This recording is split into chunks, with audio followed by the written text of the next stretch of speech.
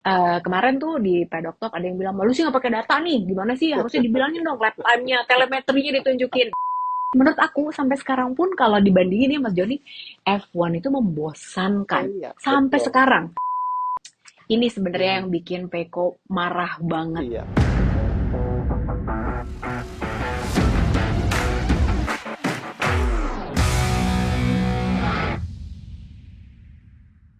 Hai, selamat datang di Pedok Hmm, Talk. Kita, Mas Joni, tidak berada di studio lagi. Sekarang di studio masing-masing, Mas Joni di rumah, aku juga di rumah. Karena kita tuh kan ini udah masuk ke 1,5 minggu lagi lah ya, kurang lebih ya betul, udah mau betul. Lebaran. Setuju. Jadi ya udahlah kita fokus di hari-hari terakhir nih gitu kan untuk melakukan ibadah puasa. Jadi mudah-mudahan pada kru yang lagi nonton ini juga semuanya pokoknya tetap semangat, tetap semangat lo udah terima THR kan Mas Wis, Joni. wis, Mas Joni wis. aja mukanya terang nih. Enggak aja, karena kan kena PPN 2, PPH satu tuh. Oh iya, jadi berbarengan dengan kita semua menerima THR, isu yang Hmm. naik juga adalah tentang bayar pajak ya Mas Iya, Joni ya. betul. Rame tuh. Aduh, aduh. Jadi rame banget. Iya, iya, iya, benar. Nah, tapi sekarang kita akan mulai pedok talknya. Sebetulnya memang ini tuh hampa banget. Banyak yang kemarin bilang sama aku juga, gila nih hampa banget. Nggak ada MotoGP tiga MotoGP. minggu. Betul. Gara-gara Argentina. Argentina batal. Iya, Mm-mm. Tapi kalaupun Argentina juga ada, sebenarnya ribet loh. Kasihan Mas Joni juga mesti ke studio, ya kan? betul, Soalnya Jeng. tanggal 10-11 April ya, Mas Joni ya? Udah mulai Harusnya. lebaran, ya akhir pekannya MotoGP Argentina. Makanya blessing in disguise juga, Jeng. MotoGP Iya, iya, Argentina iya, iya. batal.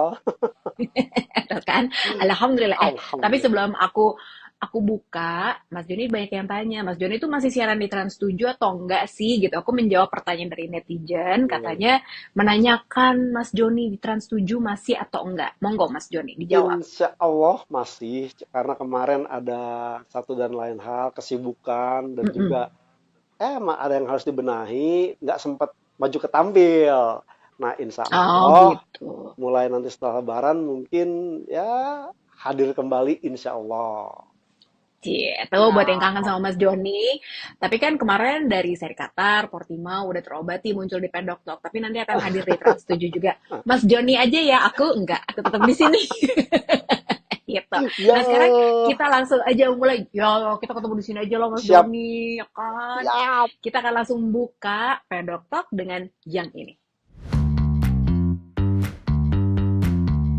Berita tentang MotoGP yang paling heboh saat ini adalah ya banyak sih sebenarnya gitu ya. Banyak, Tapi kalau betul. yang aku tunggu-tunggu sih sebetulnya silly seasonnya Mas Joni. Tapi ini belum ada kabar-kabar lagi. Kode Hmm, udah ada. Tapi nanti aku mau bahas juga sama Mas Joni.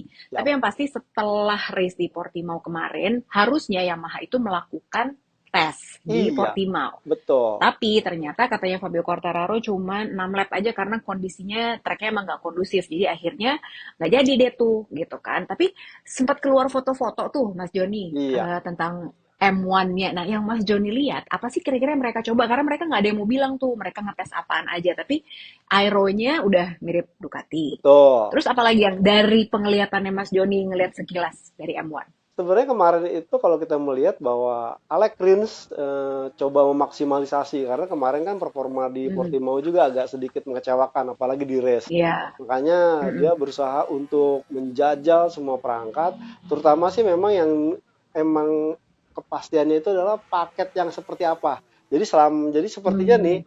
yang ronde nanti digunakan untuk Qatar, Portimao, dan juga nanti Amerika, ini sejauh ini mungkin hampir mirip settingannya. Cuma nanti kita belum tahu nih yang Oh. mulai ronde Jerez yang nanti kan menghadapi sirkuit-sirkuit yang lebih teknikal ketimbang sirkuit-sirkuit yang 3 ronde ini yang benar-benar mengandalkan high speed. Jadi saya rasa Mm-mm. itu yang membuat Quartararo mungkin paling nanti di Amerika juga masih menggunakan prototipe yang sama. Jadi untuk apa melakukan istilahnya riset yang harus begitu mendalam dan intensif. Terlebih lagi kemarin Mm-mm. tuh juga salah satu faktornya adalah kan Portimao-nya kurang kondusif cuacanya. Jadi alhasil ketimbang Betul. harus buang-buang tenaga dan juga pikiran, ya sudahlah, mending ditetapkan mungkin akan lebih intensif nanti jelang ronde Eropa yang dimulai dari sirkuit Jerez. Itu Jang. Heres ini kayaknya banyak banget yang apa ya?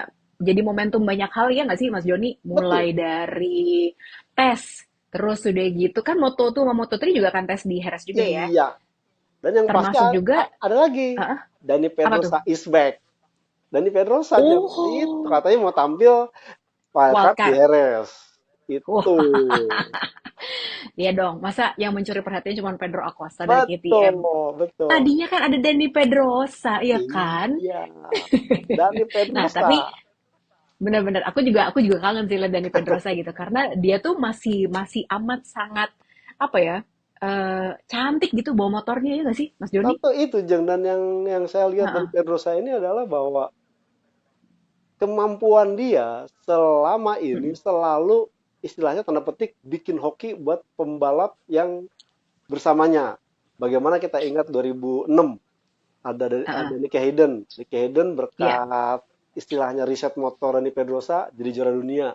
Kemudian mm-mm, 2011 kontribusi Dani Pedrosa juga bikin Stoner juara dunia. Dan yang paling krusial adalah 2013 sampai 2018 dengan Marc Marquez, di mana dengan kontribusi Dani Pedrosa terkait motornya mengantarkan Marc Marquez juara dunia berkali-kali. Makanya di 2019 Pedrosa mundur, mulai itu kelihatan agak sedikit kehilangan sentuhan Pedrosa terkait performa motor. Meskipun waktu itu ya masih ada sedikit kontribusi Dani Pedrosa yang mengantarkan Marc Marquez juara dunia 2019. Tapi 2020 saat full dikembangkan oleh Marc Marquez berantakan. bubar. Iya, Berarti sebetulnya kalau dibilang Honda itu market sentris, ya sebenarnya bener-bener nggak juga enggak sih juga, gitu ya Jen. kan gitu. Setuju, Nggak setuju. juga gitu ya. Iya, Mungkin di satu era aja iya 2020 tadi Mas Joni bilang betul, gitu kan. betul. Tapi sebetulnya dari 2013 sampai 2018 nah itu perannya yang paling besar adalah milik Dani Pedrosa Iya, sebetulnya ya. itu yang sebenarnya itu Ah. yang akhirnya menjadi patokan sebenarnya dari Ducati melihat bahwa siapa Mm-mm. sih yang pembalap bagusnya, dicari dicari ternyata oh test ridernya, oh si pembalap yang merisetnya. Makanya di saat tidak ada pembalap yang Oh. merisetnya, Honda bubar. Makanya sempat jadi kebingungan buat Oke. saya saat Pedrosa pensiun, tapi kok tidak kemudian diikat kontrak oleh Honda untuk menjadi pembalap penguji, malah dia bergabung ke KTM dan sekarang KTM yang mulai ya tanda petik mulai akan memetik hasilnya, Jeng. Betul, rezeki deh buat KTM ya kan, benar. Nah, jadi sebetulnya memang kita lihat di Heres nanti gitu ya, Siap, apa yang betul. akan dilakukan pengembangannya. Emang Heres tuh jadi krusial banget termasuk juga tentang regulasi 2027. Tapi nanti kita Ah, bahasnya ya Mas Joni yang itu oke, ya. Nah, oke. satu berita lagi yang sekarang lagi heboh juga dan ini katanya akan diumumkan menjelang Hari Rabu katanya, Circuit Jeng. of the Americas. Iya, Katanya hari Rabu tuh, Mas hari Joni Rabu. mau udah lebih preset ordal. Iya, Ordal Ardal. ya. Nggak ngulik-ngulik semua Jadi, info dari jurnalis luar tuh dibilang kayaknya mungkin Rebo keluar tuh yang soal ah, ah, hot ah, ah. ini katanya resmi sah Iya, atau iya, jadi iya, atau iya. gimana katanya gitu. Nah, jadi kita harus cerita dulu nih, Mas Joni. Sebenarnya Iya, kan yang keluar beritanya adalah Liberty Media. Ini adalah yang punya F1. iya. Sekarang akan membeli Dorna yang memegang rights-nya MotoGP dan Dan Superbike. super. Nah, sebetulnya kalau kita ngomongin dari sisi bisnis, aku pun juga bingung gitu ya. Kita mungkin nggak akan detail dan mungkin banyak salahnya juga nih ngomongnya. Soalnya gini, jadi konon katanya ini nilainya Liberty Media akan membeli dengan seharga 4 4 miliar euro. miliar euro. Tapi udah dikonfirmasi katanya 3,5 lah, tiga Iya, koma lima iya, miliar euro gitu ya. betul, betul. Dan ini memang lagi proses bidding. Jadi Liberty itu nggak sendirian, tapi juga ada TKO. Nah ini TKO itu adalah Iya, perusahaan yang punya UFC sama WWE. ini Smackdown gitu. Ya Smackdown. kan? Itu mereka tertarik juga. Iya, Kita pernah bahas ya Mas Joni, ada Disney, ada iya, Netflix, ada Amazon betul. juga. Iya. Terus eh, katanya juga ada Qatar Nah, Investment Fund, yang ya punya kan? yang punya tim Liga Inggris tuh, MU apa Iya, apa gitu, juga tertarik benar katanya. benar benar. Jadi antara geng Amerika sama Dan geng Timur Tengah nih, Middle betul, Eastern gitu ya. betul. Antara dua ini nih mereka rebutan sebetulnya. Tapi kayaknya Liberty Media yang udah siap-siap akan meluaskan pasarnya di Amerika. Nah, sebetulnya dua pertanyaan yang aku mau tanya sama Mas Joni. Iya, Satu, kenapa Liberty Media ini kan emang kayaknya kiblatnya jadi pengen ke Amerika sejak masuknya Betul, Dan Rosomondo juga. betul, Ini betul. kan jadi ada Trackhouse, terus Iya, begitu sekarang Liberty Media. iya, Kenapa Amerika pasarnya yang nomor satu? Dan yang kedua, pertanyaannya, ini nggak akan mentok di komisi antitrust atau komisi apa iya, persaingan usaha di Uni Eropa nih, karena kan nggak punya nih. betul, Harusnya kan F1 ya F1 aja, betul. MotoGP terpisah, ya kan? Karena ini complicated banget. Masa F1 punya, Liberty punya F1, punya MotoGP, plus ada Superbike. Nah, Iya. menurut Mas Joni, yang pertanyaan pertama nih, kenapa Oke, Amerika sih? karena sebenarnya Amerika ini adalah kunci kalau istilahnya tuh Jeng. Karena mereka Mm-mm. istilahnya negara yang konsumtif, dihadirkan segala macam bentuk suguhan yang tanda petik dramatis, kemudian dibumbui. Ini Laku. pasti laku.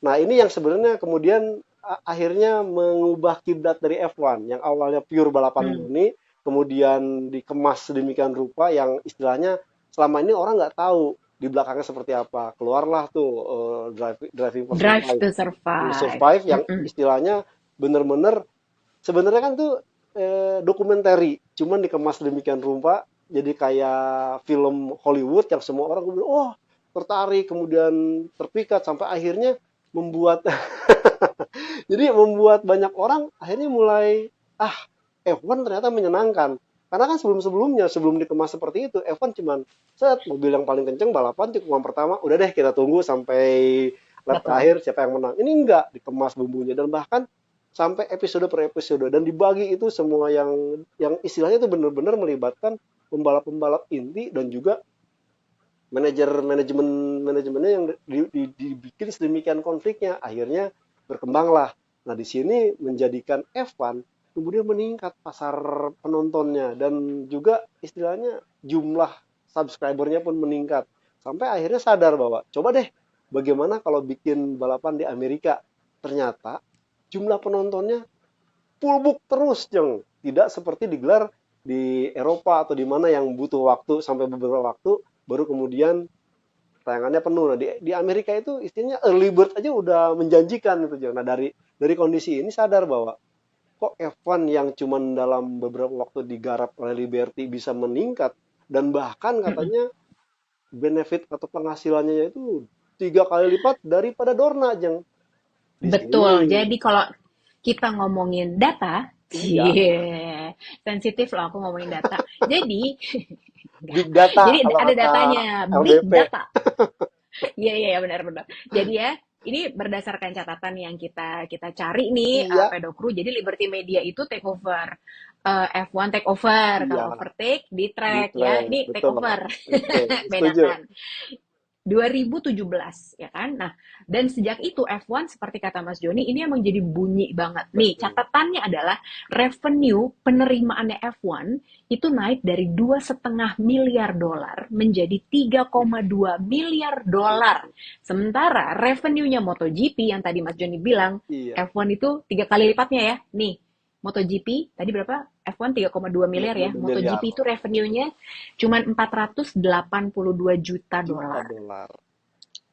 Ya emang bener, itu udah berkali-kali lipat gitu. Nah, momentumnya sebetulnya adalah memang si Drive to Survive yang dibilang Mas Joni tadi, itu pas banget emang rezekinya pas COVID kemarin Betul, 2020, orang pada betul. gak kemana-mana, Setuju. nonton lah, dan kita tuh bener-bener jadi konsumen konten banget, karena kita nggak ngapa-ngapain kan di rumah.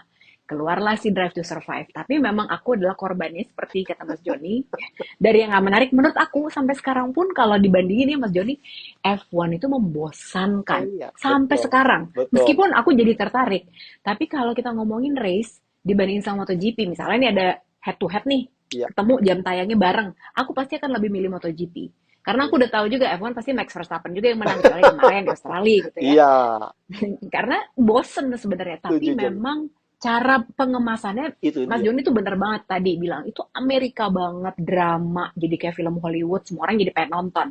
Tapi kalau menurut Mas Joni Iya, nggak akan nih pertanyaan kedua oke. mentok nggak nanti di Komisi Persaingan Usaha Eropa karena nggak mungkin Liberty Media memiliki waktu itu aja kan sebenarnya si siapa Bridgestone ya si VC-nya itu kan CVC-nya. punya CVC F1 punya Bernie dan dia Ecclestone. Pengen benar beli MotoGP. ambil MotoGP. Nah, itu bisa Mm-mm. barangnya 2007 tuh udah dapet.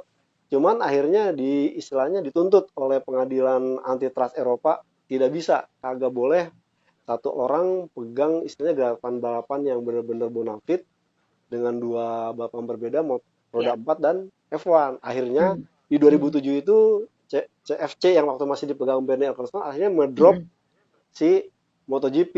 Makanya waktu 2007 Oke. itu sempat santer kan, Rossi mau Heeh. dimasukin ke F1. Itu Ke momentumnya. F1, oh iya, Itu. oh Cuman benar, karena benar, benar. akhirnya pihak pengadilan antitrust Eropa memutuskan veto tidak boleh, makanya Mm, CFC kemudian melepas MotoGP di 2007 tapi Dorna, dan kemudian CFC kan dibeli oleh Liberty Media. Nah, ini istilahnya sejarah berulang. Kejadian Liberty Media mau melakukan apa yang dilakukan CFC, cuman kan mm, kita melihat bahwa tahun lalu waktu CFC itu memang istilahnya Bernie Ecclestone begitu memonopolinya F1, apapun tuh menjadi benefit, agak sedikit berbeda dengan kultur yang Liberty Media, yang ternyata kan Liberty Media pun di belakang sahamnya itu masih ada beberapa pemilik saham juga, Jeng. Nah, kita nggak tahu betul. apakah nanti langkah yang Liberty Media bidding terhadap Dorna ini akan disetujui, atau Mm, karena beberapa pihak yang sempat saya baca di tulisan artikel jurnalis luar mengatakan bahwa saat ditanyakan kepada Liberty Media, tanyakan langsung kepada Dorna,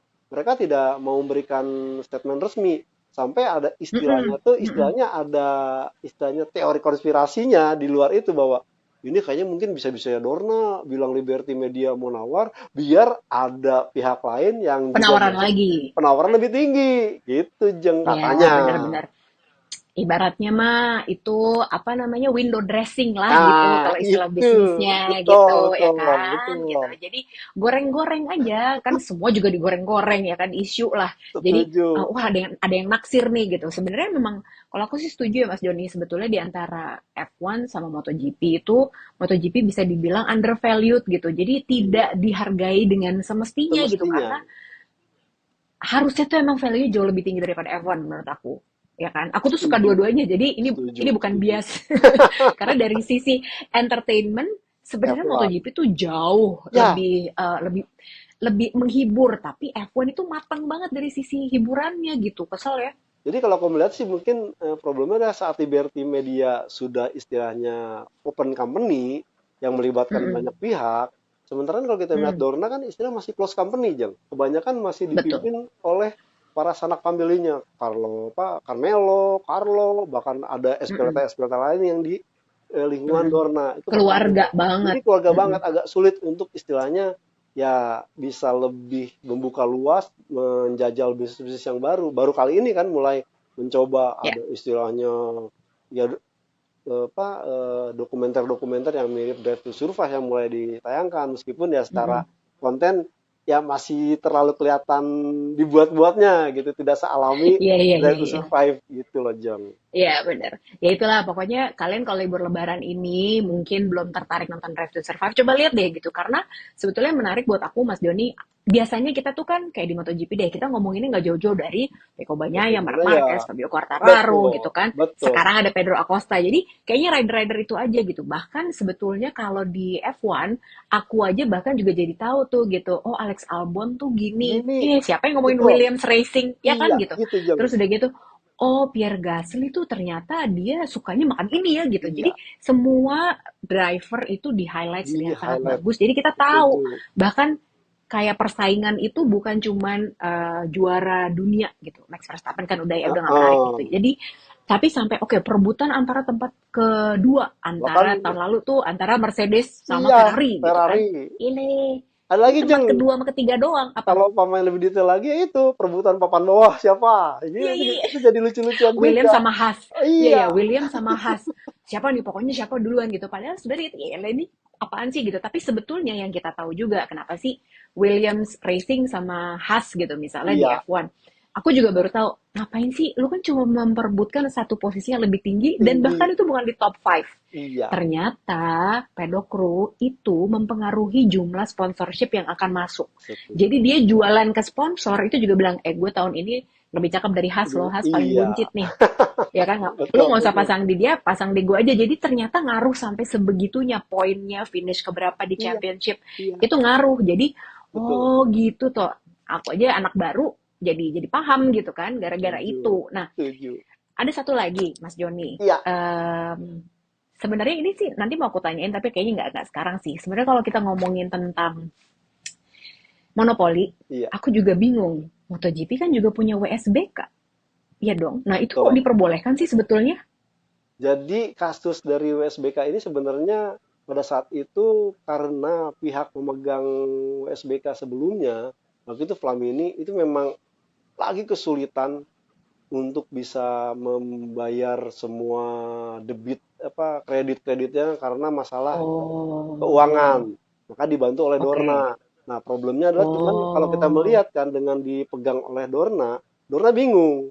Tidak dia harus menggelar MotoGP sekaligus WSBK. Padahal kan kultur kedua balapan ini berbeda, Jeng. Satu motor ya, betul. production, satu bermotor prototype. Dan untuk Prototype. prototype lebih mudah lah, artinya benar-benar dikembang, bukan motor untuk jualan. Jadi benar-benar fokus dan gengsi dari si pabrikan. Mm-mm. Sementara untuk yang Superbike ini harus ada homologasi. Si motor yang dibalapannya ini harus sudah terjual 1.000 unit di pasaran. Dan makanya pada saat tanda petik sebenarnya ketika Ducati kemudian kembali ikut WSBK ini jadi kayak semacam momentum buat WSBK untuk Hmm, bangkit.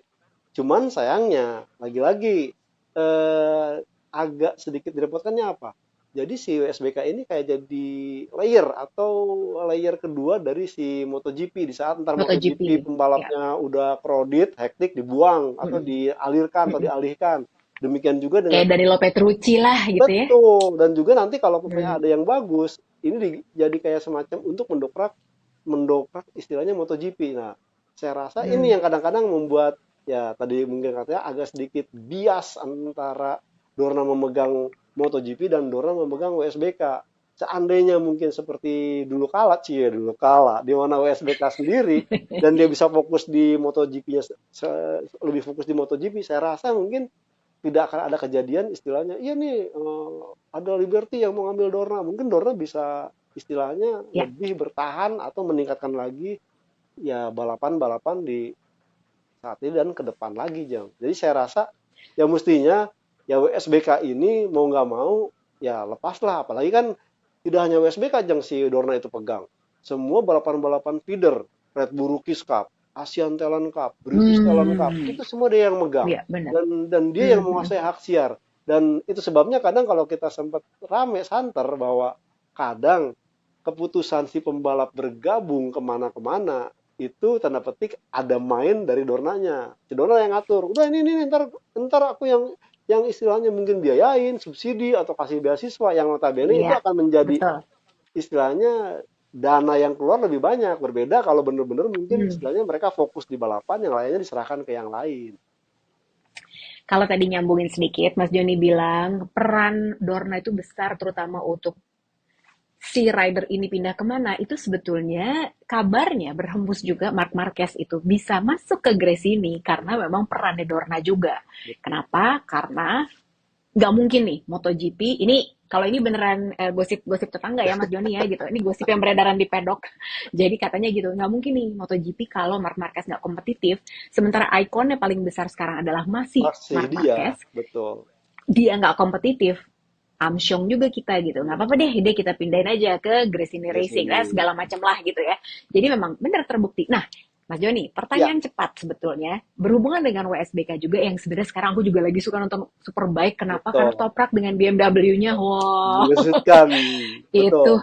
baru namanya rider yang jagoan tuh dia gitu ya. Yamaha jago, BMW nggak pernah menang-menang, begitu kena Dibuat toprak podium jago. langsung Iya, juara. betul. Gila kan gitu. Berarti emang belum ketemu aja. Nah, langsung terdengar kabar juga di minggu ini katanya BMW ini melakukan pembicaraan untuk bisa masuk dan punya tim juga di MotoGP. Nah, ini bener apa enggak? Kemungkinannya gimana? Jadi sebenarnya ini udah jadi pertanyaan banyak kalangan fanatikan Mm-mm. MotoGP soal kok BMW nggak ikut MotoGP, kok cuma sponsor Iya. sebagai mobil doang. Sebenarnya ini yang memang dicoba oleh Dorna dengan memberikan slot kepada BMW menjadi sponsor atau pemasaran untuk kendaraan-kendaraannya. Nah, sebagai Oh. titik titik pembukanya adalah si Mm-mm. BMW ikut di USBK dan memang sepertinya sudah mulai agak serius tertarik karena berkaca pada saat Aprilia Jang. Aprilia itu awal masuk ke MotoGP itu kan bermula dari ikut USBK dulu. Hasilnya cukup bagus. Mm-mm. Kemudian sampai MotoGP itu mengenalkan ada claim rule team waktu itu sebelum sekarang sistem ada istilahnya konsesi-konsesian. Nah, di saat itu si RT ini memungkinkan si motor menggunakan mesin World Superbike. Nah, dengan Oh, pendekatan Aprilia yang sukses kemudian mereka ikut full di MotoGP, rasanya ini juga dijalankan oleh pihak Dorna ke BM ke BMW. BMW. Seandainya BMW nanti Oke. katakanlah dengan toprak ini yang syukur-syukur juara dunia, ini akan membuat rasa percaya diri BMW, wah, aku udah bisa menang nih di Superbike. Coba kita mungkin bikin proyek untuk Oh. MotoGP. Nah, nanti pada saat tes MotoGP tentunya kan ada sedikit benefit, banyak benefit bakal didapat oleh Hmm. BMW atau BMW ini untuk mengembangkan motor MotoGP yang kompetitif ya. Jadi saya rasa Dorna ini Hmm. udah mulai ngebaca nih apa yang harus diperlakukan kepada BMW agar nantinya mau ikut di kancah MotoGP sekaligus menggantikan slot Suzuki yang hilang, Jeng. Makanya waktu Benar, benar, benar. Suzuki yang hilang itu kan mereka bersikeras bahwa lah nggak mau ada tim non pabrikan, penggantinya harus tim pabrikan lagi. Memang ini istilahnya di Udah kekeh, disiapin. ya kekeh dipertahankan tidak ada yang ngisi buat diisi oleh BMW. Oh, atau mungkin nanti mau masuk MV Agusta yang udah di take over juga sama KTM. Widih, luar biasa. Ternyata KTM duitnya banyak banget loh. Tapi itu ntar Emang kita bahas Jeng. lagi aja ya. Siap, Cuman siap. BMW ini pokoknya ya mungkin lagi Mungkin dirayu lah gitu itu istilahnya gitu ya sama Dorna untuk bisa dikasih masuk angin gitu menjadi loh, tim. Jeng. Iya, iya benar-benar. Betul. Apalagi dengan sistem konsesi yang ada sekarang gitu kan. Jadi Iya, Dorna bisa bilang, nih Honda sama Yamaha aja udah lama kita kasih konsesi yang sangat betul. memudahkan mereka loh gitu. Jadi Iya. BMW nggak usah W. khawatir lah gitu ceritanya betul. Nah, Mas Joni, ini juga ada satu berita yang aku juga ini gimana ya solusinya? Jadi terdengar kabar, ini kayaknya udah malah hampir pasti Iya, tim Pertamina Enduro VR46 Racing Team iya, ini nggak akan perpanjang sama Ducati. Kalau Gresini udah tanda tangan nih sama Ducati, ya kan? iya, Kalau Pramac, kemarin aku juga baca interviewnya Borsoy, dia bilang, kita sih sampai sekarang tetap kontrak sama Ducati ya, gitu. iya. Kita masih punya Du- opsi 2 tahun Dua lagi tahun. sama Ducati, Betul. plus dapat 2 spek pabrikan juga motornya. Nah, tapi ternyata kemarin di Portimao banyak meeting katanya Mas Iya, Joni. Jadi Yamaha betul. ini Lin Jarvis benar-benar bikin Kasak kusuk. manuver untuk Betul, mendekati, iya kasak kusuk betul. di kantornya IRTA gitu. Jadi dia ngajak meeting uh, Yamaha Ya, VR46 Racing 46. Team, Iya, Pertamina Enduro ya kan. Terus dari itu Yamaha juga mendekati Prima Pramac yang memang kontraknya juga habis juga. iya. Nah, ini Mas Joni gosipnya udah sampai mana? Jadi akhirnya beneran pindah apa gimana nih? Jadi kan sebenarnya ini berawal dari istilahnya format Ducati pabrikan musim depan yang akan menyediakan motor spek yang sama dengan pabrikan satu unit di setiap tim Betul. satelitnya. Nah, Mm-mm. mungkin ini artinya kan seperti yang kita bicarakan sebelum-sebelumnya, dengan ada motor yang baru, berarti akan ada istilahnya bedol desa mekanik teknisi Ducati pabrikan Betul. banyak juga. Artinya apa? Ujung-ujungnya ekonomi. Nah, ekonomi ini sepertinya yang menjadi problem. Karena kalau kita melihat, kalau tim sekaliber VR46 Racing Team yang istilahnya udah dimiliki oleh pembalap yang banyak jam terbang dan juara-juara dunia, nanggung gitu kalau cuman dapat Hmm. spek satu yang terbaru, spek satu yang lagi yang lama gitu. Dan Valentino Rossi merasakan saat di Yamaha. Kalau begini apa bedanya dengan Yamaha? Itu satu, artinya di saat mungkin harganya lebih mahal, tapi istilahnya ya penerimaan Nanggung motornya gitu ya. nanggung, dengan sekalian aja pabrikan dua-duanya, ini Ah. akan sulit. Nah, sepertinya ini dibaca oleh Yamaha. Yamaha Hmm. sepertinya dengan kondisi saat ini akan memberikan tawaran lebih tinggi dan juga mungkin mengiming-imingi nanti VR40 Racing Team menggunakan motor speknya yang sama dengan pabrikan. Catat kan Yamaha cuma dua motor. Kalau ada Betul. VR gabung berarti akan ada empat motor yang sama. Tentu buat VR46, oh berarti gue dapat motor yang sama dan gue bisa mengembangkan performa motor yang ada. Berbeda dengan Ducati. Tahun ini aja dengan spek yang 2023, Bezzecchi dan Fabio Di Anjanto agak kesulitan. Jadi Hmm. saya rasa Hmm. Hmm. mungkin masih akan berkutat di faktor itu. Kemudian juga Hmm. jangan lupa Valentino Rossi itu oke, dia bisa punya VR46 Racing Team menggunakan Ducati, tapi kan kakinya diikat. Dia tuh masih brand ambassador Yamaha aja. Dan entah mungkin ya mungkin ada pembicaraan seandainya mau jadi tim satelit Yamaha, mungkin peran brand ambassadornya akan dipermanenkan sampai seumur hidup. Artinya Valentino Rossi bisa dapat semua motor Yamaha apapun gitu. Mungkin seperti itu. Jadi Ya. sepertinya memang masih agak sedikit menunggu juga, tapi memang Lin Mm-mm. Jarvis sadar seandainya mereka tidak punya tim satelit, ini akan merepotkan untuk soal riset dan pengembangan. Terasa sekarang dengan dua pembalap yang satu sebenarnya punya karakter pengembangan yang bagus, sementara satu lagi sebenarnya punya killer instinct tidak tidak tune in gitu. Nah, Ya, harapannya betul. sih bisa menarik Valentino Rossi Racing Team untuk menjadi second layer-nya. Terlebih kan kalau kita melihat talenta pembalap Italia saat ini, Bezzecchi dan juga Fabio Di Giannantonio semua punya karakter skill untuk Ya, riset yang cukup mumpuni. Itu untuk yang VR benar-benar. Racing Team. Sementara untuk Pramac Ah, Racing, saya rasa juga mungkin sebenarnya tidak ada masalah dengan Pramac Racing karena ya selama ini kan memang dia tim B dari Ducati dan pabrikan dan bahkan mendapat spek yang hampir sama. Cuman sepertinya mungkin mm, agak sedikit apa ya kejengahan gitu karena selama bersama mengelola Jorge Martin yang performanya sekarang makin meningkat, statusnya tuh tidak juga berubah menjadi skuad pabrikan.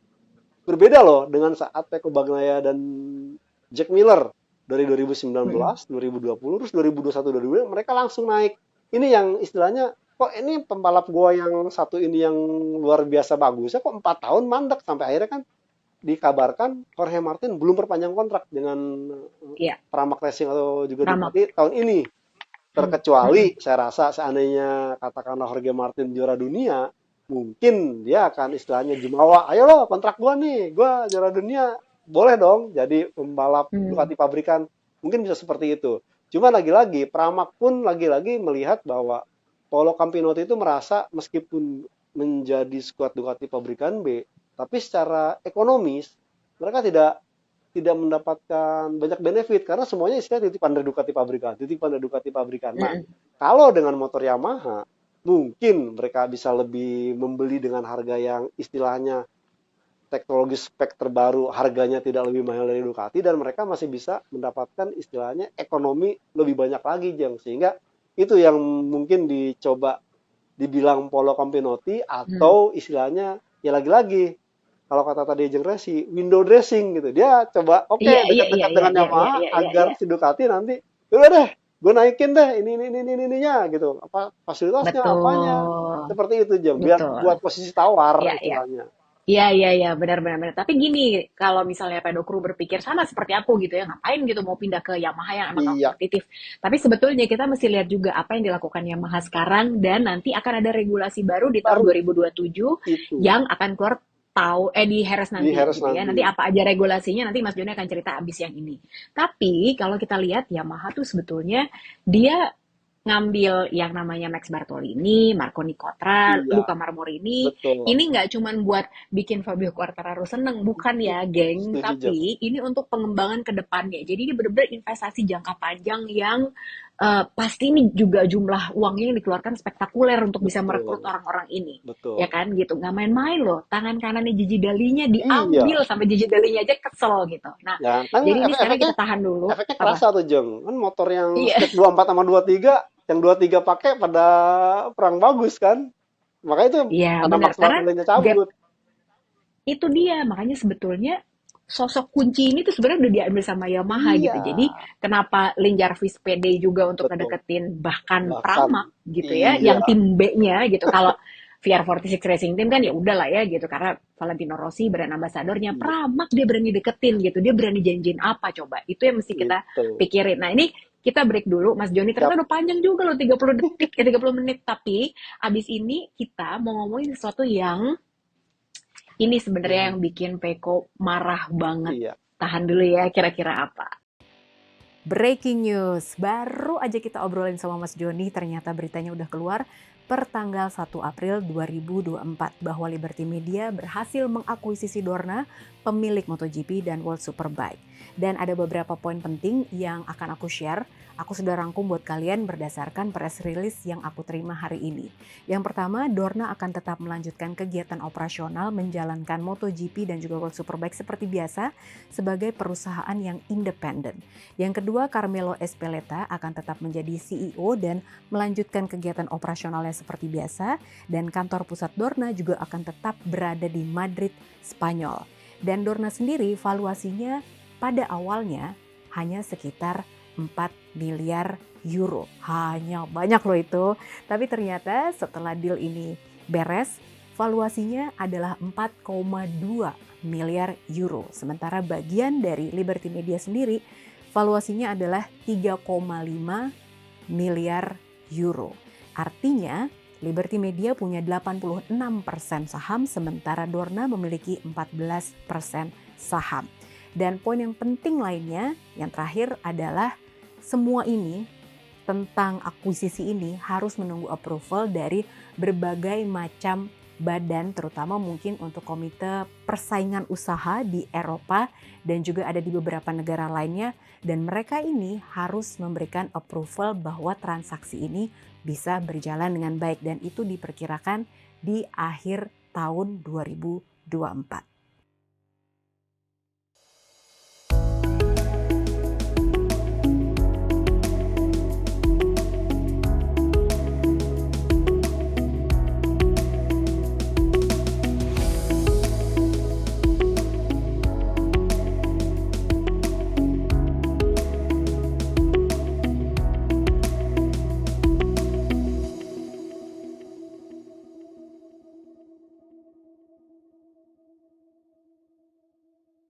Ini meskipun emang aku sama Mas Joni tuh kalau ngomong nggak bisa cuma 20 menit ya Mas Joni. Panjang. Padahal lagi nggak ada race. Betul, Kebayang nggak gitu? betul. Jadi kemarin tuh banyak yang malu sih kenapa sih kok ngomongnya lebih banyak gini loh. Ini ada yang namanya host, ada yang namanya narasumber. Jadi tentu aku harus mengarahkan Mas Joni kita mau ngomongin apa gitu. Kalau Betul. dua-duanya ngomongnya sama banyaknya, nggak mungkin juga gitu. Nah, Mas Joni, ini tadi sebelum kita putus sebentar gitu ya, kita istirahat sebentar, aku sempat bilang Peko tuh marah gara-gara hal ini. Sebetulnya dia marah bukan sama Mark Marquez, dia kesel Betul. sama dirinya sendiri karena Iya. dia dapat 0 points. Poin. Ini akan berhubungan sama interviewnya Gino Borsoy. Borsoy. Tapi aku pengen ngobrol dulu nih sama Mas Joni Ya. karena kemarin tuh di Pedok Talk ada yang bilang, lu sih nggak pakai data nih, gimana sih? Harusnya dibilangin dong, lap time-nya, telemetrinya ditunjukin. Nah kita, ini kan ada Mas Joni. Mas Joni ini udah lama banget menjadi Iya. seorang jurnalis. Aku bukan jurnalis, aku baru belajar Betul. menjadi jurnalis yang benar gimana. Tapi data tuh kan kita emang ada banyak banget ya Mas Joni. Betul. Lap time deh gitu. Lap time tuh kita biasanya kalau media memang di email sama Dorna, nih lap time-nya setiap rider tuh berapa segala macam. Nah, sebetulnya ada batasan nggak sih Mas Joni data mana yang boleh ditunjukkan? Karena itu kan buat media. Kalau misalnya logika aku nih, Iya. kalau data itu seterbuka itu, pasti dia udah posting di MotoGP.com. Betul. Itu bahan gorengan yang enak soalnya. Betul. Tapi di MotoGP.com-nya sendiri tidak ditampilkan data lap time antara Pecco Bagnaia dan Marc Marquez. Nah, kalau dari prinsip jurnalistiknya Mas Joni nih, yang Mas Joni Iya. tahu, yang kita terima nih emailnya itu sebenarnya boleh nggak sih aku screen capture gitu? Aku terima juga gitu. Kan Mas Joni juga pasti iya. di kolom bawah itu ada, Jeng. Jangan mempublish istilahnya plek-plek data ini tanpa istilahnya diubah materinya. Jadi kalau mamanya diubah ataupun sedikit istilahnya berusaha Dinarasikan gitu. dinarasikan itu masih boleh. Tapi kalau plek-plek Heeh. itu nggak boleh. Makanya kebanyakan pada saat Oh. masih awal-awal publish media cetak itu ketat banget. Jadi kita nggak bisa istilahnya ya Oh. kalau sekarang kan bisa dengan AI bisa langsung screen capture atau foto tampilkan. Pasti itu harus ada Mm-mm. sedikit diubah-ubah. Ini yang istilahnya dijadikan oleh Dorna sebagai ini bahan intelektual. Hanya digunakan untuk istilahnya di datanya digodok dulu, diolah dulu, kemudian baru dijadikan istilahnya apa nih yang menarik. Jadi tidak bisa serta Tapi jangan mentah-mentah dari mentah Dorna ditampilkan. gitu. Misalnya datanya terus ditampil, oh gitu. Iya, Soalnya gini, kayak aku aja juga aku juga belajar banyak sih Mas Joni. Kemarin iya, waktu di Sepang aja, aku juga harus memberikan nih hasil liputan iya, aku ke medianya Dorna gitu betul, ya. Gitu bagian yang ngurus media. Jadi mereka harus betul, lihat video Pedok Talk ini ditonton loh sama Dorna ngomong-ngomong, geng. Jadi betul, mereka memonitor ini oke atau enggak, aman atau enggak, dan itu harus tayang setelah sepang tes selesai. Gitu. Jadi ada Itu timingnya gitu. itu Jadi, Spangtes, Jen. mm, Kalau umpamanya MotoGP itu mm-mm. lebih ketat lagi dan benar-benar lebih padat lagi, dan bahkan Ya, ya, Dorna ya. itu melarang istilahnya live streaming di Nggak saat boleh. MotoGP, dan bahkan pada saat kita moto ataupun ngambil gambar, gambar itu boleh ngambil gambar tapi tidak boleh langsung Hmm. ditayangkan. Dan benar kata Jeng Ya, Lucy, pada saat istilahnya si tayangan itu mau ditampilkan atau dipublish, itu harus dikirim dulu apa-apa mm-mm. materinya. Jangankan begitu, Jeng. Kalau kita ingat nggak dulu kita kalau namanya ada foto-foto apa video-video dari Dorna terus kita ambil upload, itu algoritma mereka Take baca down. itu langsung take Heeh. down, kagak ada Iya, istilah-istilahnya ini. Ini emang agak sulit itu. benar-benar. Makanya pada saat dibilang tampilkan kan data telemetri, gila, telemetri ditampilkan, itu tuh udah kayak istilahnya Nah, telemetri itu udah kayak ya the secret of ingredient, kalau kata Kung Fu Panda itu tidak akan dibagi-bagi, itu betul. pertama. Dan telemetri itu ini tuh semacam sensor yang membaca mulai bukaan gas, pengereman. Itu sensornya banyak banget yang istilahnya Mm-mm. kalau umpamanya kita menginvestasi pun sangat mahal karena tidak hanya perangkatnya, softwarenya pun sangat luar biasa. Makanya pada saat dibilang telemetri, telemetri itu tidak serta-merta semuanya keluar, enggak. Telemetri yang mana? Buat pembalap pasti mulai dari bukan gas, pengereman, tingkat konsumsi ban, ataupun Mm-mm. ya kondisi pengoperasian traction control atau anti wheelie. Nah, Suspensi suspensi gitu juga ya. itu pembalap. Kalau Mm-mm. umpamanya kejadian istilahnya airbag lain lagi ada beberapa. Nah, dari Hmm. sini yang saya bilang pada saat diungkapkan, tampilkan data telemetri tidak semudah itu, Ferguson. Dan Tuh bahkan kan. kalau kita ingat kejadian, saya kan kemarin makanya agak sedikit mengoreksi atau istilahnya mengkritik. Mark Marquez bilang, wah saya udah bilang kok ke David Cardozi untuk membuka telemetri. Lah, David Cardozi itu bosnya Ducati Lenovo loh, bukan Gresini Racing loh. Kalau untuk seorang, ya mungkin ini karena dia masih pembalap pabrikan kali ya, aku nggak tahu nih. Jadi dia merasa ya semua yang di Ducati bisa di istilahnya diajak ngobrol, bisa dikasih komplain gitu. Sebenarnya kan kalau Itu mau tim manajernya tim Ducati manajer Lenovo loh. Ducati Lenovo yang menaungi Enea Bastian ini dan Peko Bagnaya. Ya Peko banyak ya, kalau mau betul. idealnya ya Mark Marquez komplain ke manajer dia sendiri sih lah, Michael Massini. Nanti biar Mm-mm. si manajer ketemu manajer. Itu pertama idealnya. Yang kedua, telemetri yang dia buka katanya. Kan pembalap moto Ducati boleh buka data telemetri. Bukan telemetri yang sedetail itu, yang harus pengereman gimana, harus bukan gimana, tapi mereka melihat bagaimana si pembalap membawa motor Ducati. Jadi ada istilahnya program atau grafik yang ditampilkan hanya untuk membandingkan kapan si A ngerem, kapan si A ngegas, Iya. kapan si A menikung. Tidak semua data dikeluarkan. Jadi saya rasa Mm-mm. Ducati, apalagi Marc Marquez dan juga Peko Bagnaia kan sama-sama pembalap Ducati. Ya masa Mm-mm. iya gitu mereka pada buka-bukaan telemetri hanya untuk mencari kambing Siapa yang hitam. salah? Siapa yang salah? Iya, Ini benar. kalau pemain sampai Benar, dibuka, benar. kata oke deh Ducati buka. Ini tentu akan menjadi aib, bukan cuma aib buat si pembalap dan pabrikannya, tapi juga aib buat Dorna lah. Lu kagak ngomong-ngomong sama gue, istilahnya ini kan pembalap yang gua jaga gitu. Kalau Nah, sampai kejadian saling menyalahkan, yang ada balapan di MotoGP bukan mencari yang terbaik, bukan menjadi yang terkencang, siapa yang juara dunia, tapi ntar pada, wah gue cari salah nih, biar biar dia yang salah. mm-mm. Ya, mau balapan apa mau cari salah? Jadi saya rasa keberadaan telemetri ini kenapa begitu krusial? Ini sama halnya telemetri itu diibaratkan dengan black box di pesawat terbang, Jeng, hanya Betul. digunakan pada saat kondisi tertentu seperti kecelakaan, dan juga Mm-mm. black box ini tidak jadi konsumsi banyak orang gitu untuk mencari siapa yang salah, tapi Betul. tetap ada istilahnya komisi, atau dalam hal ini kalau di balapan mungkin IRTA atau FIM MotoGP Steward yang FIM. mengetahui, atau Mm-mm. FIM. Jadi saya rasa Mm-mm.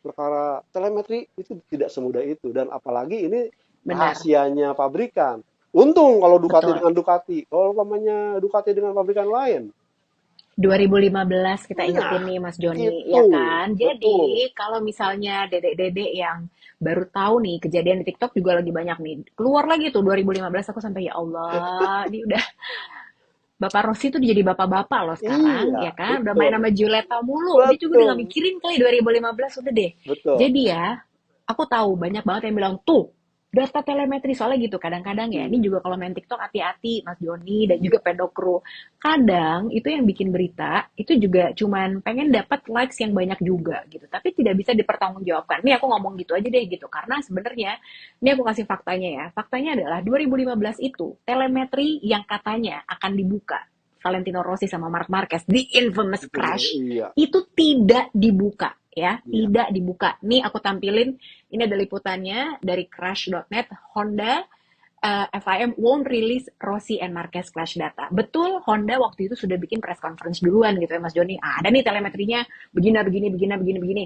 Tapi dia belum sempat buka. FIM bilang boleh jangan dibuka karena waktu itu prosesnya Valentino Rossi itu masih ada di CAS gitu ya. Ini Iya, masih pengadilan gitu pengadilan ya.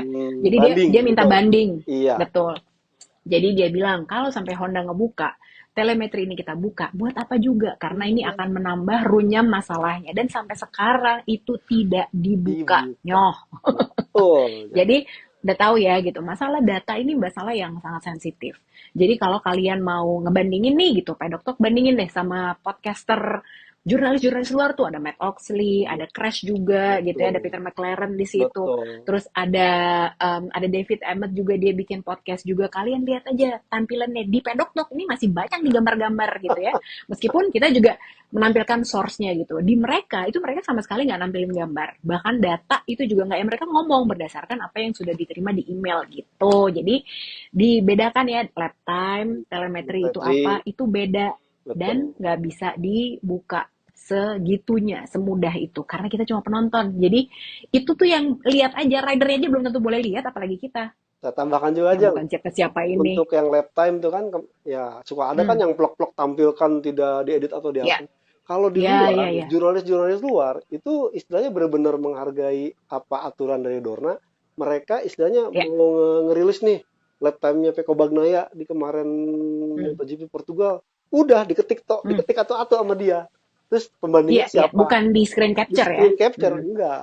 Misalnya kalau mamanya Mm-mm. mungkin ya maaf kata kalau ada yang paham ngerti terus dia ngerasa wah ini pelanggaran hak cipta nih bisa tuh mungkin iseng ntar ngelaporin ke Betul. Dorna gitu. Cuman kalau Heeh, melihat ke benar. jurnalis asing dan bahkan saya sempat ngobrol dengan dengan salah seorang waktu itu Matt Oxley deh.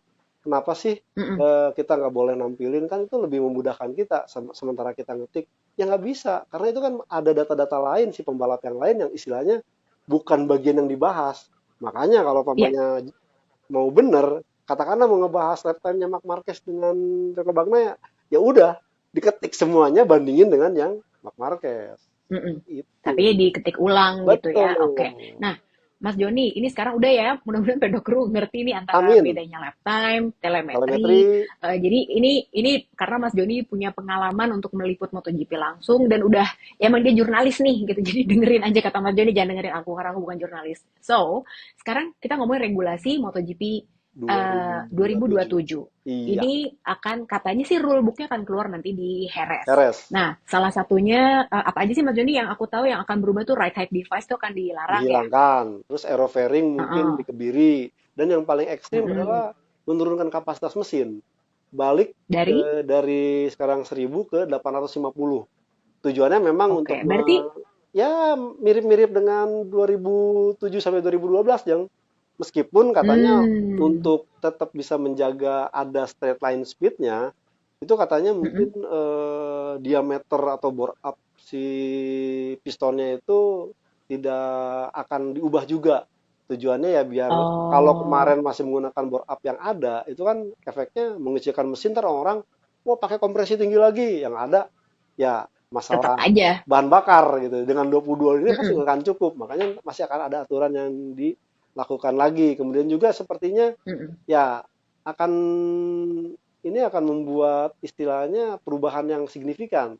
Nah, seperti tadi Jeng Lucy bilang bahwa Terutama buat ya Ducati nggak sih? buat Ducati yang begitu istilahnya intensif mengembangkan right device, kemudian juga performa V4 yang istilahnya elektronik jadi udah mulai tune in. Kalau sampai Hmm. diturunkan 850, ini akan menjadi masalah. Mulai lagi setting dari awal, mulai lagi istilahnya aerofairingnya dipelajarin. Apalagi kalau kita ingat pada saat 2007 Ducati itu menang kan ya Stoner sendiri bilang pokoknya sekenceng-kencengnya mau tikungan susah mau apa, yang penting pada keluar tikungan kenceng. Nah, itu pada saat tidak menggunakan fairing akan keluar lagi karakter aslinya di Ducati yang istilahnya susah belok. Makanya saya melihat ini agak sisi linear nih. Kenapa kemudian Ducati berusaha untuk mulai memberikan tanda petik perhatian lebih kepada tim satelit dengan memberikan paket motor spek 2025 satu unit. Hmm, Ini istilahnya nanti buat nantinya ke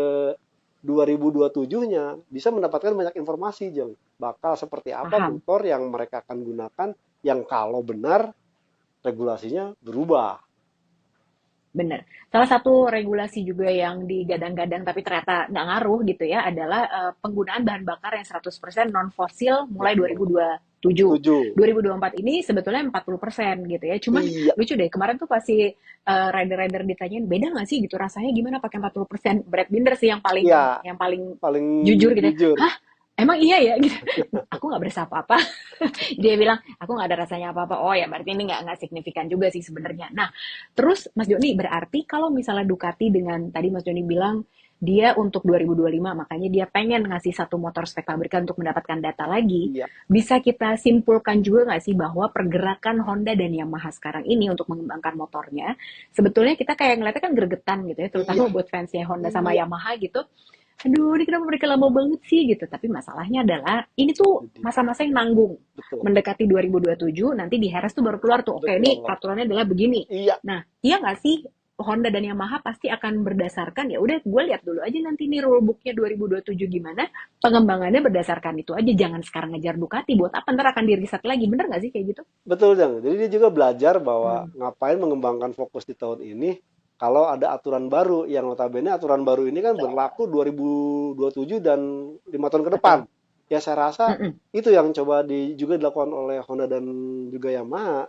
Jadi sekarang itu ya cari data sebanyak-banyaknya untuk mungkin urusan Mm-mm. pakai aerodinamika dan segala rupanya sambil menunggu ya regulasi 2027 seperti apa. Kalau pamannya kejadian tidak ada fairing atau tidak apa ya mereka rugi dong sekarang bekerja sama dengan Betul. istilahnya pabrikan sasis Dallara kemudian juga menarik Max Bartolini kalau seandainya ternyata paket aero fairing kemudian rated device itu benar-benar ditanggalkan tapi kalau ternyata Mm-mm. mungkin oke cuman turun ke CC dari 1000 ke 850 tetapi perangkat-perangkatnya masih diberlakukan mungkin akan linear jadi saya rasa ya itu sebabnya Yamaha dan Honda masih akan coba untuk mengembangkan sampai mungkin nanti paruh musim kedua baru mereka akan memberikan motor yang memang Mm. diperuntukkan untuk musim ini dan musim 2025 Jong. Betul, makanya sebenarnya emang kita tunggu aja gitu ya.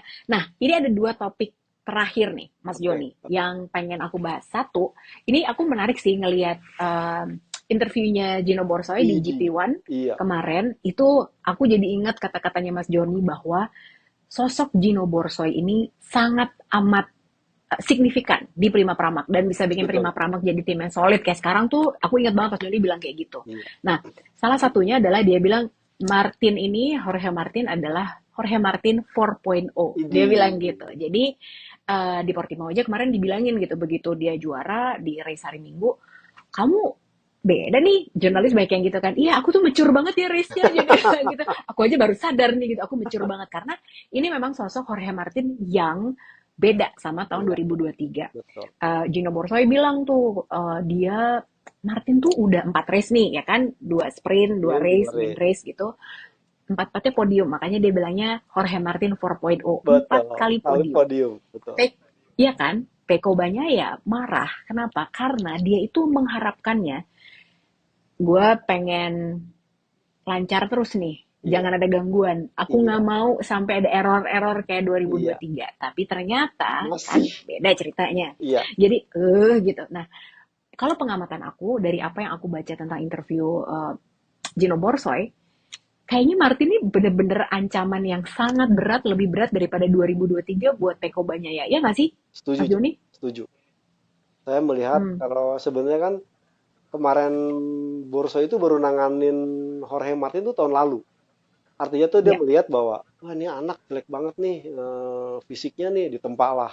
dengan paket berbagai macam istilahnya, ikut paket, ikut latihan yang benar-benar istilahnya agak sedikit apa ya, kayak mama deh, tidak pernah luput, Mm. pasti pasti akan di absen itu, Jeng. Udah latihan belum? Udah ini belum? Itu Gino Borsoy.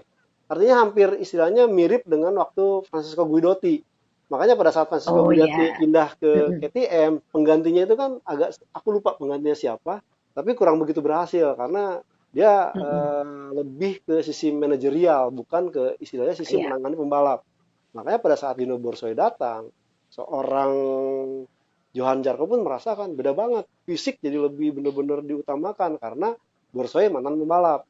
Itu pertama. Yang kedua adalah Borsoy pun istilahnya memadu-madankan internal antara pembalap dan insinyur. Dalam hal ini tidak ada istilah cuman istilahnya marah-marah, tapi bagaimana si Gino Borsoy ini memberikan feedback atau mengantarkan istilahnya apa yang misalkan mungkin si insinyurnya melihat, gua kagak ngerti apa maksudnya Jorge Martin nih. Cuman kemudian Heeh. Gino Borse melihat gitu, tidak hanya dengar dari omongan tapi dari istilahnya bahasa tubuhnya. Ini pengennya Jorge Martin tuh begini begini begini begini. Jadi benar-benar si Gino Borse itu memerankan posisi bagaimana tidak semata sebagai tim manajer, tapi menjadi istilahnya penyambung lidah antara Jorge Martin ke insinyur dan mekaniknya dan juga Mm-mm. sebaliknya. Itu terbukti kemudian Jorge Martin yang kemudian menang di MotoGP Jerman mengalahkan Peko yang sangat ketat sampai akhirnya tuh uh Jorge Martin tuh sampai ini motor buat gue ya. Ya Gino Borsa bilang, ya lu ambil tapi jadi juara dunia dulu. Makanya nyaris kemarin kalau jadi juara dunia itu motor GP23 yang membawa kemenangan di Jerman kemarin itu jadi miliknya. Jadi benar Jeng bahwa Mm-mm. sekarang itu dan juga kebalikan mentalitas yang selama ini Jorge Martin dikenal sebagai pembalap yang separuh balapan itu udah berubah Jeng. Kalau dulu kan Ya. sprint begitu di daya tapi masih melempem di saat main race. Sekarang ditunjukkan bahwa di main race pun Kebalik. betul. Dan bahkan kemarin saat Mm-mm. ditanya oleh Enea Bastian ini, nggak ada masalah. Alhamdulillah nggak ada. Jadi bener-bener nyaris tidak ada masalah. Tapi yang pasti saya coba jaga jarak setiap setiap pembalap di belakang ngepush. Saya coba tinggalin. Dan Mm. ternyata itu berhasil Mm-mm. dan sepertinya ini nih yang menjadi modal bagi saya untuk bisa meraih juara dunia musim ini. Jadi saya rasa benar Jorge Martin ini akan menjadi tantangan terberat buat seorang Francisco Mm. Bagnaia untuk menebus kemenangan 3 kali beruntun juara dunia. Plus juga Jeng sebenarnya ini yang sebenarnya saya omongin, cuma nanti mungkin nih pedokru pada, wah nongol lagi nih teori Apa? konspirasi ini. Ya ini saat ini Martin didukung oleh istilahnya pembalap-pembalap Spanyol juga yang mulai bagus di musim ini. Sebaliknya, Peko Bagnaia agak sedikit tidak didukung oleh pembalap-pembalap Italia yang tahun ini ya mulai hanya ini Bastian ini Ya. yang bagus, sementara teman Mm-mm. sealumninya Mm-mm. tuh Marco Bezzecchi, kemudian juga Franco Morbidelli masih tertatih-tatih. Jadi Mm-mm. Mm-mm. Benar. jangankan untuk berduel dengan Jorge Martin, Francisco Bagnaia harus berduel duluan dengan Spanyol-Spanyol yang sekarang performanya Lagi bagus. lebih bagus. Maverick Vinales, ada Mm-mm. Pedro Acosta, dan juga yaitu seorang Marc Marquez. Jadi saya rasa mau tidak mau Francisco Bagnaia untuk bisa mencapai istilah mengejar defisit 23 poin dari Jorge Martin, ya benar-benar harus Hmm. super strong Iya atau benar, benar. benar-benar harus lebih bagus dan juga istilahnya ya udah deh apa yang harus dilakukan bener-bener ngepush dari mulai Jumat, Sabtu, Minggu, bukan kayak metode yang selama Yang ini lakukan. kemarin-kemarin. Ya, Jumat aja dulu Iya. deh, terus lolos tuh baru kan digas di hari Minggu. Iya. Enggak, bener-bener harus punya mindset yang sama dengan Jorge Martin kalau memang masih berniat menjadi juara dunia yang ketiga kali secara beruntun musim ini, Jo. Karena Jorge Martin itu emang menurut Gino Borso ya, ini bukan menurut Lucy Wiryono, bukan juga menurut Mas Joni Lono, tapi ini benar-benar menurut Gino Borso sendiri. Dia bilang Martin ini memang bukan, dia dietnya berubah. Jadi Iya, dia bilang, oke, aku mau nurunin berat badan. betul. Tahun ini nih, gitu. Terus dia banyak melakukan sepeda, Udah, gitu. Dia banyak cycling sama Alexis Espargaro. Bahkan iya. kemarin tuh mereka ikutan tuh di ini. Siapa di mana? Di mana sih? Iya, Pokoknya ikutan kejuaraan mountain bike kejuaraan deh itu. mountain Satu bike. tim tuh mereka. Betul. Bener. Nah, terus dia gitu, dia secara mental juga mempersiapkan diri dengan sangat baik.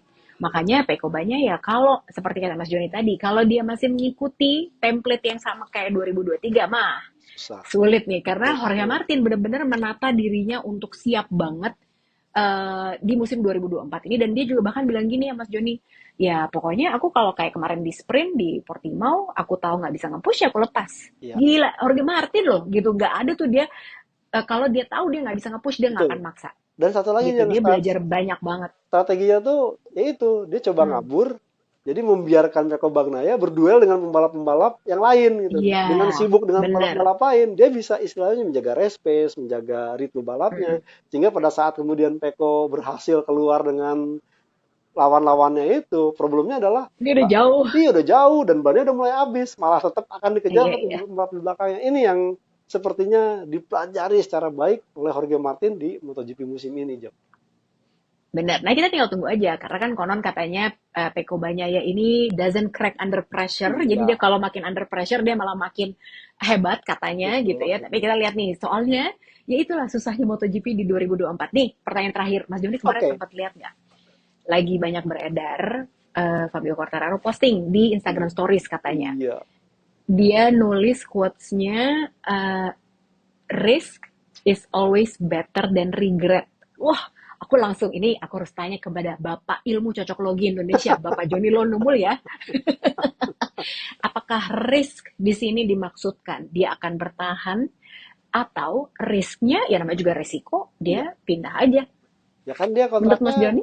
ya saya kalau melihat seandainya Yamaha belum perform hingga paruh musim Hmm. pertama, saya pikir dia akan pilih untuk ya tidak regret bersama Yamaha, Jo. Mm-mm. Karena ya Hmm. istilahnya ini ya dia selalu sampai dia ini kan istilahnya mengkomplain GP1 kalau nggak salah deh. Bukan Mm-mm. GP1, Oh ya, ya, ya, ya, GP ya, ya. Insight. Ini kok gue bilangnya Oh, bukan ini, media dibilangnya Prancis iya, kan? gue dibilangnya Mm-mm. komplain. Ya Mm-mm. dia cuma berani ke media Prancis ya karena akam sih nggak mungkin ke media Iya, iya. lain. Kalau media lain bisa jadi ulekan sambal dia. Nah, dia mengatakan seperti itu dari beberapa ya memang apa yang selalu dia komentari itu kan sebenarnya komplain meskipun dengan versi yang lain apapun itu tapi kan komplain Mm-mm. adalah komplain. Nah, berbeda dengan apa yang istilahnya dikemukakan oleh seorang Alex Rins. Alex Rins itu benar-benar Mm-mm. positif. Artinya ya emang itulah karakter seorang pembalap yang bisa meriset motor dengan karakter pembalap yang istilahnya gue pakai motor apapun Tinggal pakai. tinggal pakai gue Mm-mm. yang istilahnya akan kerahkan kemampuan gue. Itu yang bedanya. Ya. Makanya pada saat kemudian Mm. Valentino Rossi mulai pergi, terus Maverick Vinales yang sebenarnya juga punya kemampuan untuk mengapan juga pergi, tinggal Morbidelli sama Fabio Quartararo yang ternyata kan waktu itu pabrikan Jepang lebih ke Fabio Quartararo dan bahkan kan Mm-mm. lucunya lagi Quartararo sampai bilang, iya gue selama mau pakai Morbidelli gue nggak seakrab sekarang sama Alex Rins. Artinya kan sebenarnya masalahnya emang di siapa gitu loh. Jadi saya rasa ya dengan nanti dia memutuskan untuk ya dia tidak mau istilahnya regret seperti Ya. terjadi ya mungkin dia berpikir nanti dengan pindah ke squad yang bukan Yamaha dia akan bisa perform seperti apa yang terjadi pada Marc Marquez. Mungkin harapan seperti itu karena Oh. standar Jang tahun depan itu line up yang akan menjadi temennya Francisco Bagnaia itu mulai dari Marc Marquez kemudian Enea Bastianini nongol nama Fabio Quartararo.